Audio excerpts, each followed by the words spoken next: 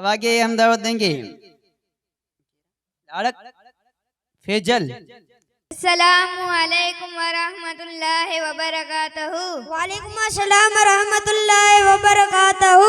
वहाँ जो नालो करो है भा मुझो लाडक फैजल इस्माइल लालो है। वहाँ किन मदरसे में तालीम हासिल कया होता? आ मदरसा फैजानी मौला अली में तालीम हासिल करा तो क्या थोड़ा सवाल पढ़ो है जवाब दीदा इंशाल्लाह जवाब की कोशिश करें तो। ज़कात कब फर्ज हुई? ज़कात तीसरी सन 3 में फर्ज हुई। ज़कात कितनी निकालनी फर्ज है? ज़कात माल का 40वां हिस्सा निकालना फर्ज है। ज़कात कब निकालनी फर्ज है? जब निशाब पर साल गुजर जाए तब ज़कात निकालना फर्ज है। क्या चांदी और सोने में ज़कात फर्ज है? जी हाँ, चांदी और सोने में ज़कात फर्ज है। क्या तिजारत में ज़कात फर्ज है? जी हाँ, तिजारत में ज़कात फर्ज है। अस्सलामु अलैकुम व रहमतुल्लाहि व बरकातहू। वालेकुम अस्सलाम व रहमतुल्लाहि व बरकातहू। बागन मदरसे में तालीम हासिल करा था।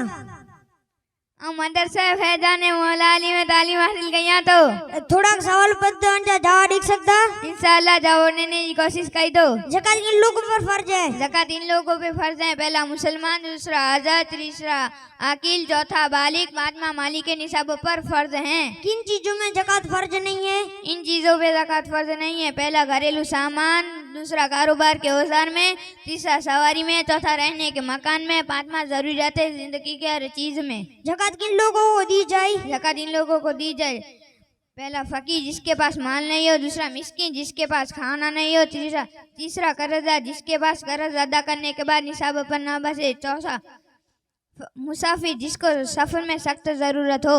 ज़कात किन लोगों को न दी जाए? ज़कात इन लोगों को न दी जाए, पहला सैयद, दूसरा माँ बाप, तीसरा दादा दादी, चौथा अपनी औलाद, पांचवा मियाँ बीवी, छठा मस्जिद में एक दूसरे को, सातवां मुसाफिर, आठवां मैयत को कफन में।